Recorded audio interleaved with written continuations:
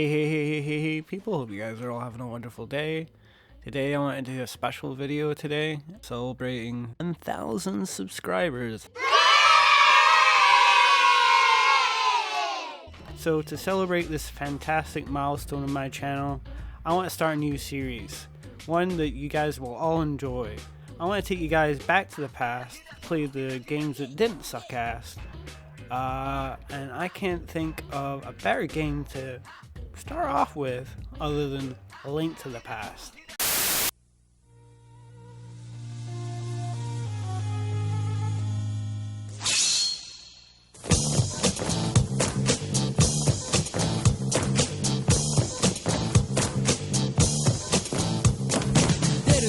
Zelda の伝説出るついに出るゴージャス今度の冒険リアル君もすぐに体験憎いでやんすねこんちくしょう高画質の謎解きアクション戸惑うことなくのめり込もうもちのろんスーパーファミコン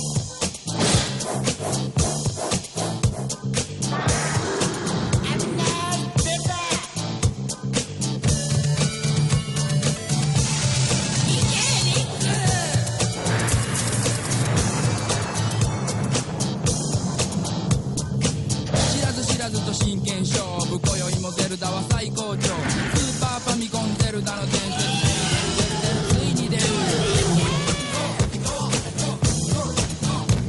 Now you guys might be asking yourself, Dagda, why are you talking about a game that is old as fuck? Well, I'm gonna be honest with you guys. What are really my alternative now these days? I could talk about Flavor of the Month, of course, but it's oversaturated as fuck. And where are my other options? I need to look for something that no one's touched? Well, what about the new and trending? Fucking help, I'm turning into a mermaid? What the fuck is this shit?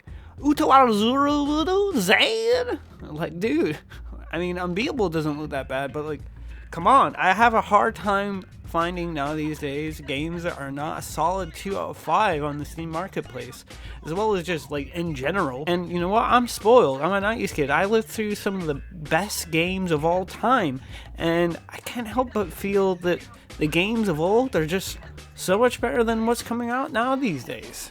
This looks like an all-nighter at Richard Simmons' house.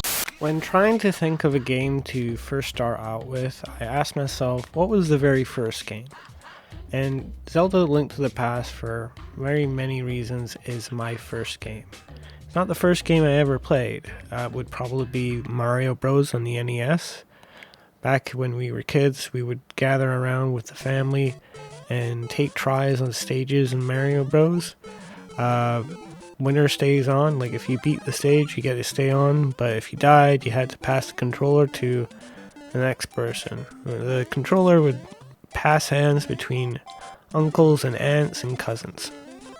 It wouldn't be until I got my own console and I got Zelda that I would be able to sink my teeth into my very first game. Did you see the latest Nintendo newsletter? Whoa, nice graphics. I'd like to get my hands on that game. You mean you haven't played it yet? We can play it on my Nintendo Entertainment System. It's The Legend of Zelda, and it's really rad. Those creatures from Ganon are pretty bad. Octoroks, Tektites, Levers, too. But with your help, our hero pulls through. Yeah, go Link, yeah, get Zelda. Awesome. Now, do I really need to introduce Zelda? Zelda is one of the highest grossing gaming franchises of all time. It is the quintessential action-adventure game, action RPG. It would define what 2D and 3D action-adventure games would be for years to come, decades. Zelda Link to the Past isn't obviously the first Zelda, but I haven't played that game, honestly. I mean, I have played it to a certain degree, but it didn't come out when I was born, and I really never had a deep sort of personal experience with it. Though I will mention some of the things that Link to the Past changes from the original Zelda, and also of course Zelda 2, which isn't really as iconic, but you could say it sort of defined what Castlevania would become, as well as Metroid.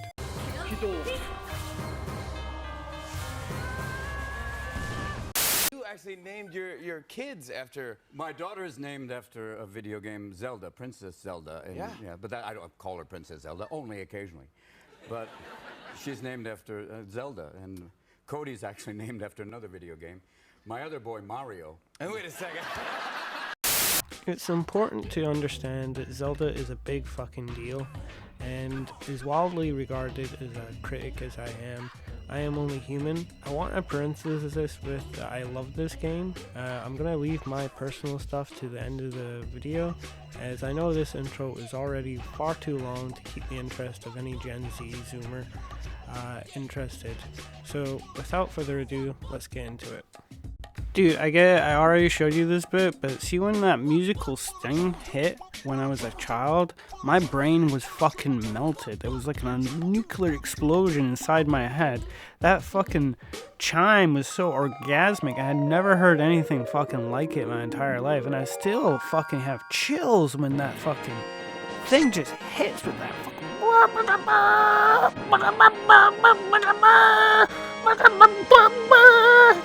Leaving your controller still, you'll start a long text crawl. In Zelda 1, the story was mainly told to you through whatever the localization felt like putting into Nintendo Power or the manual, or what your head could cobble together from what you would put together in your head from the manual and, I don't know, maybe the cartoon. Hey! Excuse me, princess! Zelda, Duke Onkled is under attack by the evil forces of Ganon. I'm going to Gamelon to aid him. I'll take the Triforce of Courage to protect me. You've saved me! After you've scrubbed all the floors in Hyrule, then we can talk about mercy. Take him away. The NPCs sort of yell at you to do things and speak in such limited fashion it feels like a riddle. Sometimes it is a riddle. This text crawl also happened in Zelda 2, though it's significantly more bare bones than what it is in the Zelda Link to the Past, probably due to limited hardware. Just mainly giving you simply debriefing and sending you on your way. This long lore dump is the foundation of all preceding Zelda games for decades to come. A lot of the Zelda fans would believe that Ocarina of Time is the game which other Zelda games pull from the most, but it's actually Link to the Past. In fact, this game would bring such serious firsts as gathering 3 MacGuffins at the start of the game, Ganon pulling a fast one on you, the Master Sword,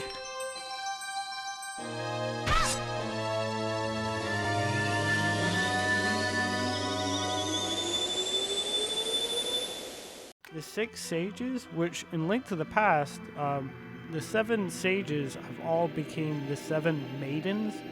So Link to the Past has significantly more bitches. You actually get no bitches! Yeah, you get no bitches!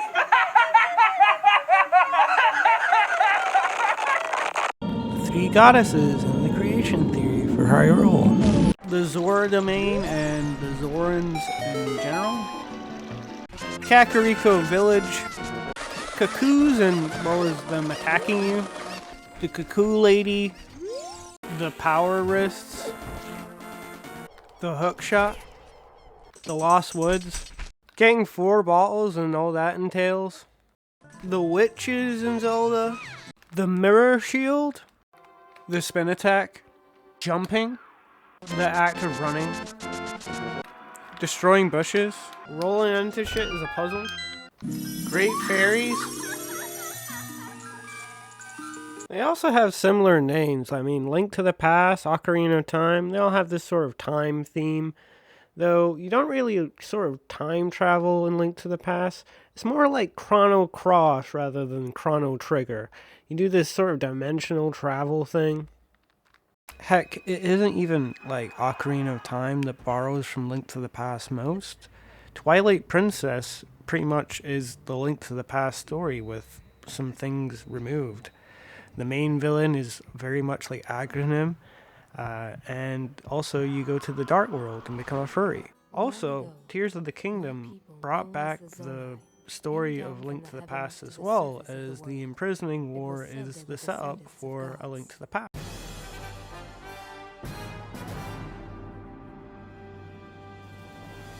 Link, you must save Hyrule. Begin by bringing me 30 logs from the forests of Akala, 8 hot-footed frogs, and 6 blue bokoblin horns. Link, they must be blue bokoblin horns. Then seek Sage Jock in the mountains of Necluda. He will instruct you to come directly back to me. Then we will construct a weapon to defeat Ganon once and for all. After you've collected 40 muddle buds, 8 Gleok wings, a silver Lionel saber horn, and 90 Hylian pine cones. With the weapon assembled, you will infiltrate the castle, and then somewhere else because he's not there. And finally, deliver unto Ganon the decisive blow of 20 Hinox teeth, 2 Molduga fins, 15 luminous stones, a warm Dana, a cold Dana, a rugged rhino beetle, an electric Dana, 3 razor claw crabs, 10 chillfin trout, Hateno cheese, a mighty thistle, 2 golden apples, and a partridge in a pear tree. Before we get sidetracked again, I'm sorry, but this menu screen is one of the best in this series.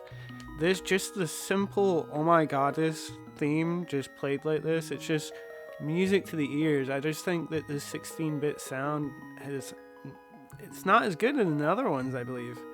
And I mean, I think Ocarina of Time is definitely a highlight, but yeah, the sound design of this game is beautiful, and all the OST is a total bopper. I suggest checking it out.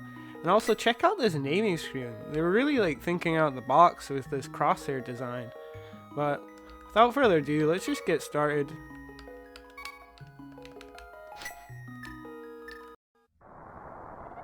Help me. Please help me. I'm a prisoner in the dungeon of the castle. My name is Zelda. The wizard Advent done something to the other missing girls. Now only I remain. Advent has seized control of the castle and is now trying to open the 7 wise men seal. I'm in the dungeon of the castle. Please help me. I hear your cries for help. To me and no one else. What can I do? I'm just an elf. I'm just an elf with a really large penis. Who's that and where's he going to? I don't like his freaking attitude.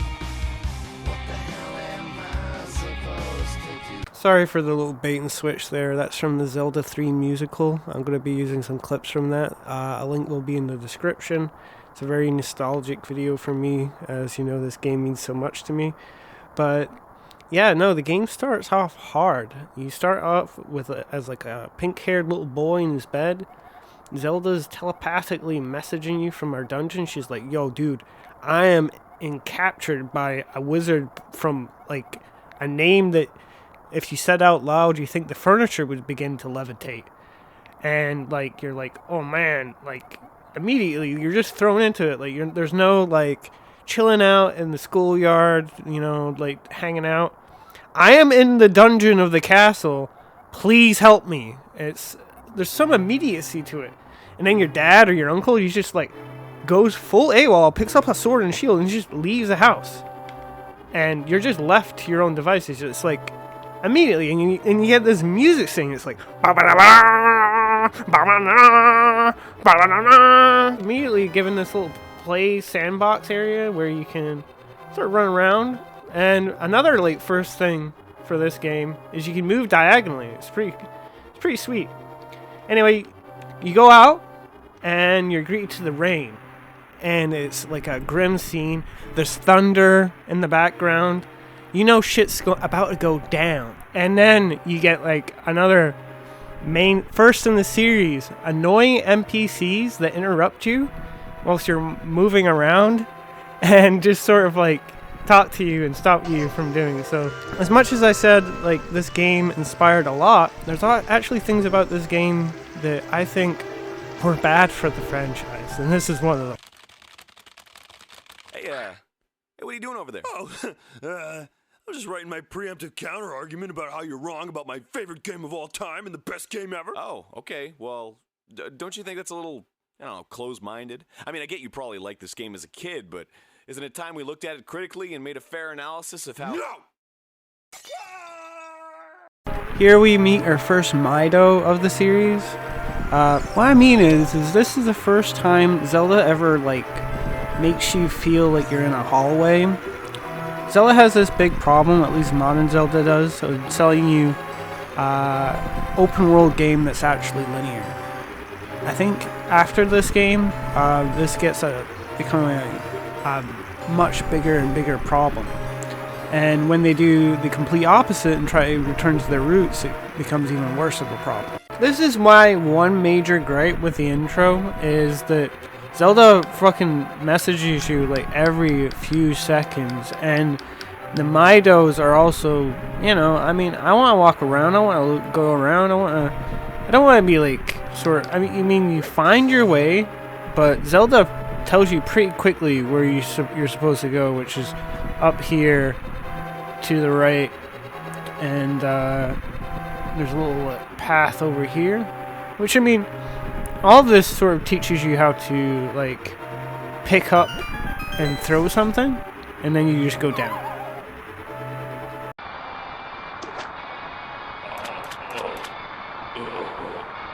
Wait, Uncle. Wait, Uncle. I don't think I'm gonna make it. Take my sword and my shield. Wait, really? Wait, serious? Dude, I am in the dungeon. Like, she really just won't shut the fuck up. It is really annoying. Like, it just does not end. Here you'll find your uncle, and he will, like, talk to you. He'll tell you about the spin slash. Tells you it's a secret technique. And, Zelda is hinting that, like, Zelda is, like, your sister, which is the first for the series, and I'm sure kills a lot of shipping for a lot of people in your head. And it does make sense that perhaps that you're the illegitimate bastard son of King of Hyrule, maybe to protect you from Ganon due to the legacy of the Hero of Time, or whatever it is. A lot of people like to think that Final Fantasy VII invented character death, but immediately, within 1 minute of the game, your immediate family member, your guardian, and your sole care provider is dead. But you're just given a sword straight up, and then you go straight up ACAB. You're confronted with, like, this guy here. He's like got a sword, and he's like walking to you menacingly. And it's not confirmed if this is like a human or not, and you're gonna have to protect your life. Cornered by, and I have to defend myself. I'm first gonna try non-lethal measures, but if it persists and I'm not able to defend myself,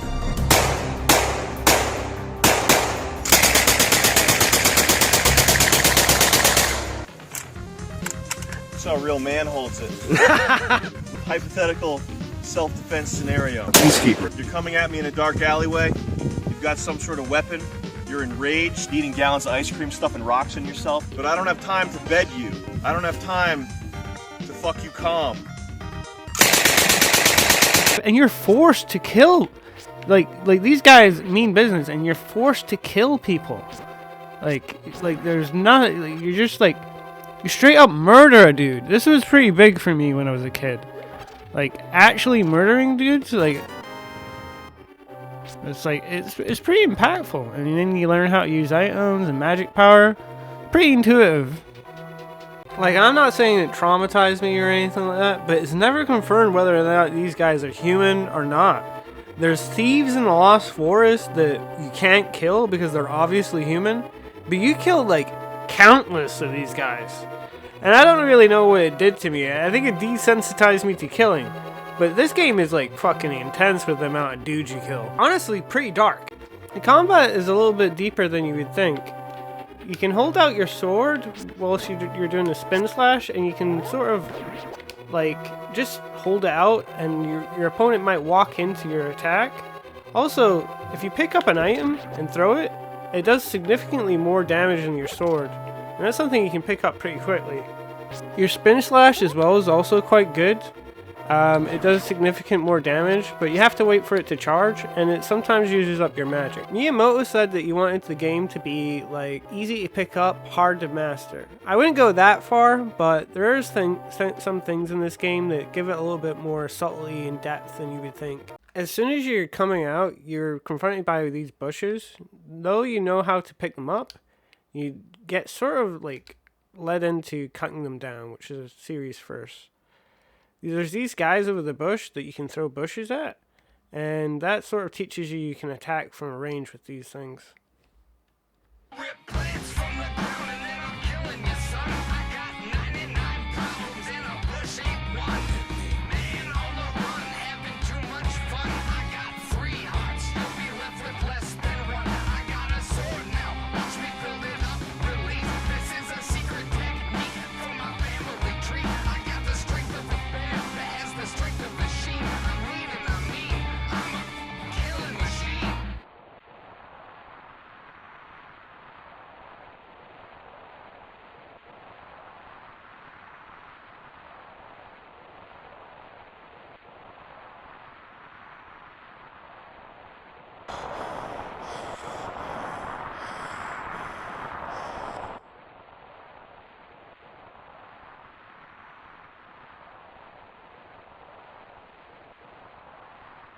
Before you know it, you've taken your first life in self-defense.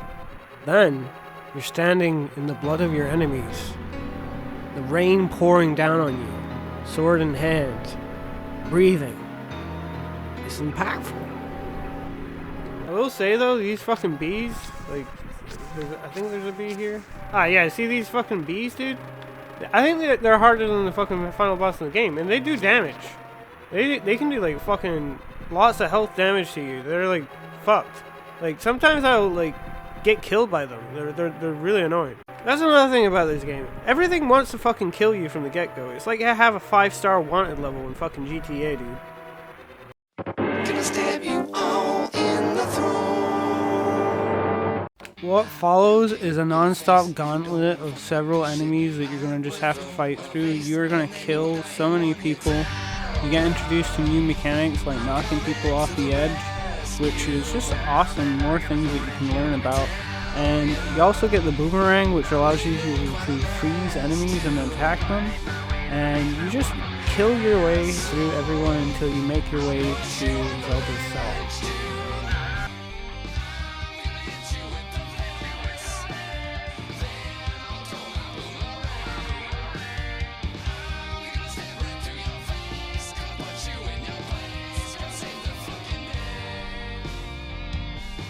The whole slog is an interactive masterpiece. Like, you learn so much about sort of sumoing enemies. The boomerang is fucking awesome. It feels great to use.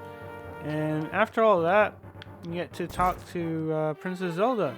And for the first time in the series, Zelda is like just actually like this chick that you talk to. You like interact with her. Like before this, like Zelda was just like in the end screen. But yeah, you just talk to her and you like have interactions with her, and she joins your party for a little bit. So like you have like Zelda with you for a little bit. It's pretty cool.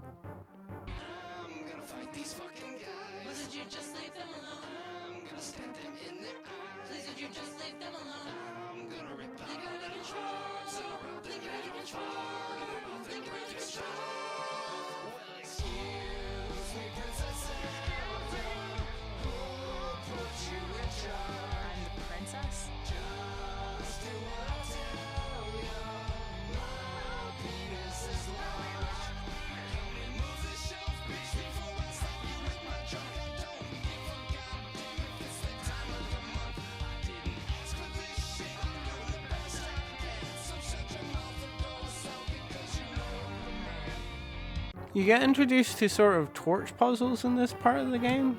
You can lay up torches to sort of illuminate the room. There's also these penis-shaped cracks in the wall, which I think weren't originally supposed to be there. In Zelda 1, there was all these walls you could bomb that you didn't know if they were bombable or not. It seemed that like this was supposed to help you tell the difference, but I think it was scrapped. There's also pushing is introduced. Not a series first, but good to know. Pulling is introduced as well, but with questionable animations. Yes.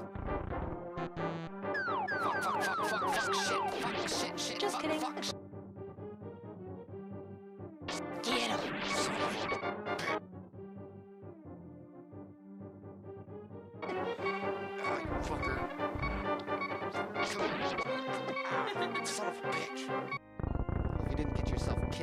my royal hiney. This is really awkward.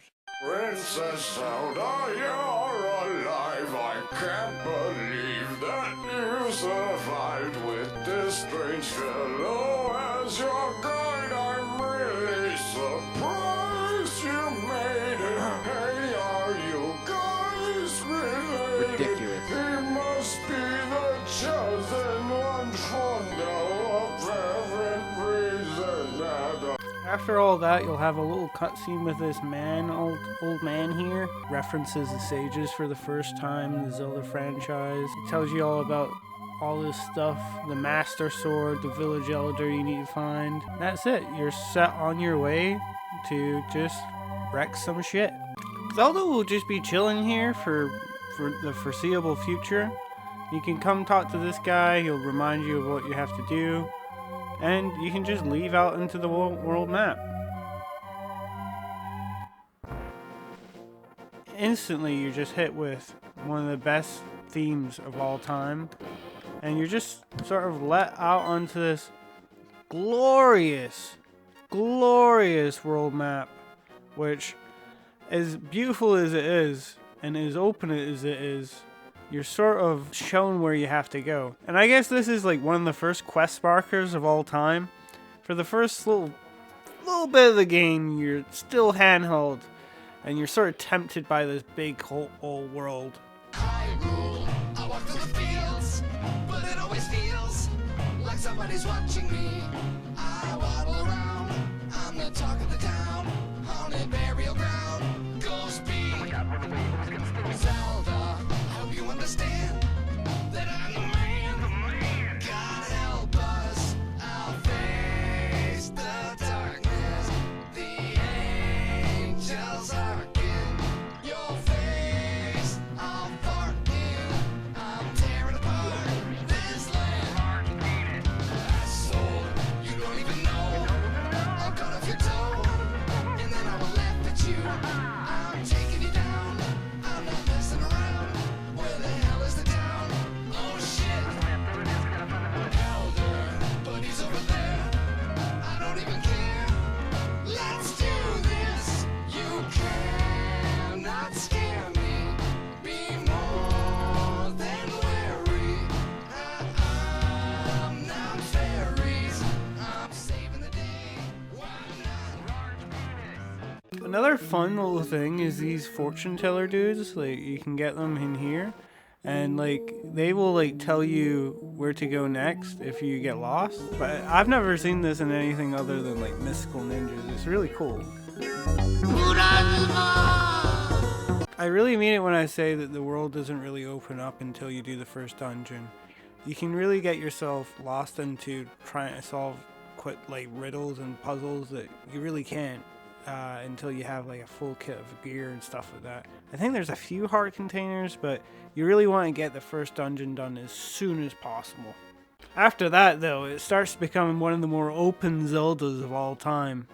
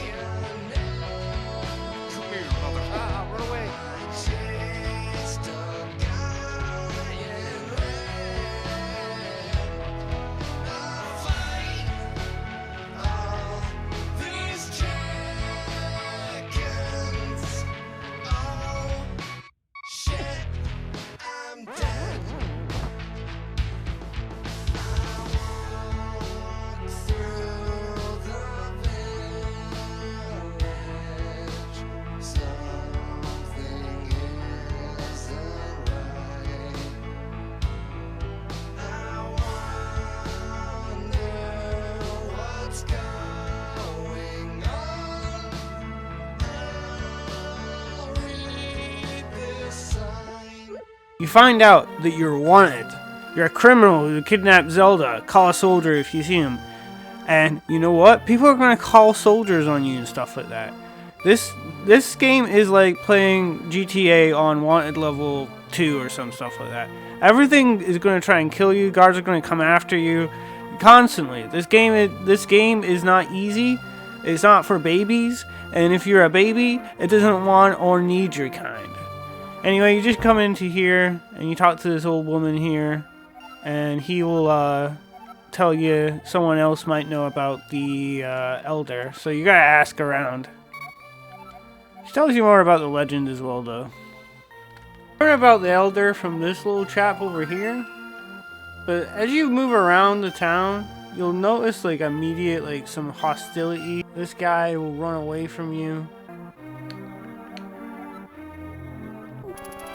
And then like bad guys come out, see? Talk to this girl, you know. That's my purse! I don't know you! What I want to say is there's just this constant hostility that's not in any of the other Zelda games. It's almost like the world is against you. It's isolating, and it feels so almost suffocating. It's a unique experience, and also you're slaying through person after person. It's almost dark. Look, Ma, I found Mario. You're a hero on the run, and that just never goes away. You become more comfortable more confident you are in your abilities, but you're always being watched. You're always being attacked. It's constant. Everything, the animals, everything wants to kill you.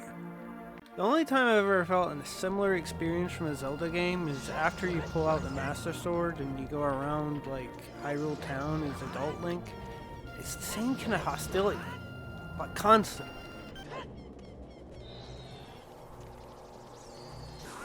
And the game has a unique little puzzle with like, you can enter this bar from behind and get one of the first balls. It's neat how they use they play on the limited perspective of this game being 2D. In the top left, there's this little puzzle here. You'd think jumping's just for shortcuts and stuff like that, but you can do this. Woo! And your whole little new area. With all this hostility, you might think this is like a beat 'em up, but in actuality, like you get like nothing for killing any enemies. If anything, you might come even and get your health back. But just generally, this is sort of like Fear and Hunger, or like say Dark Souls, where the best thing to do is just run away from all your enemies and just go straight to the destination. Enemies are also not immediately aware of your presence. They sort of have to get into your line of sight before they start chasing you. But after that, it's sort of like Metal Gear Solid almost, with how fast and how frequent they chase you. And if you get out of their line of sight long enough, there's a potential that they'll stop following you and forget where you were. See? And just go back to their... You're gonna die in this game very often, which is good, sort of like Dark Souls again, for another comparison. But it's cool because this is how you save, and you can start from either the sanctuary or your old house. You don't have to do this to teleport though. You can actually just go into the menu, save and quit, and then you can teleport to the sanctuary. To circumvent this, I suggest getting the bug catching net and the 2 bottles that you can get in town, and just hunting yourself down some fairies. These will act as like free lives when you die, and you will die a lot. The only alternative for your bottles really is this red potion here, which is 150 rupees. You can't farm it, and you have to buy it. Also, the fairies work without you doing anything.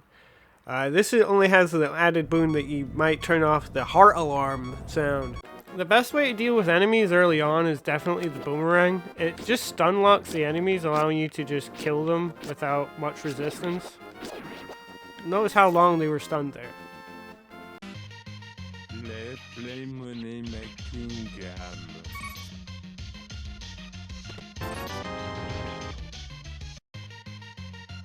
Let's play money making game. 6 hours later. Even doing absolutely everything that you can on the world map, it is still really limited to what you can do, so I suggest just making your way to the big X on the screen.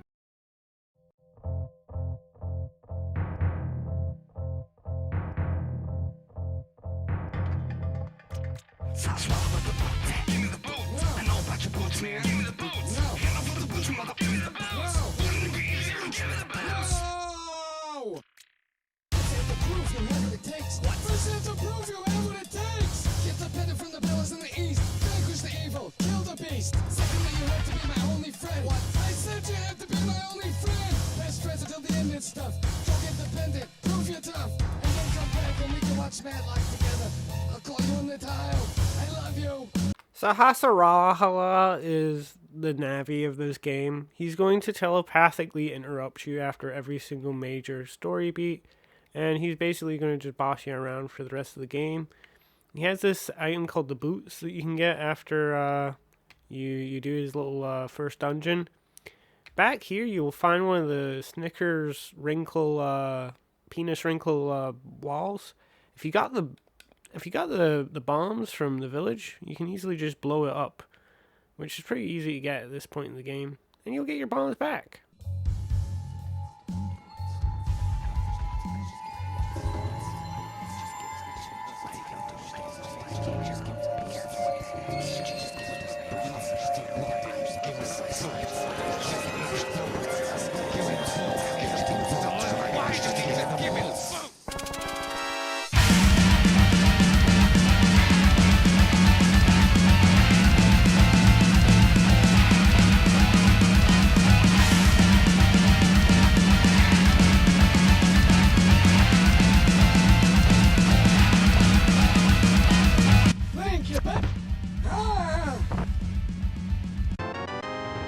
Look, I could talk about this game all day, how it's an immersive sim that allows you to take on obstacles in a multitude of ways.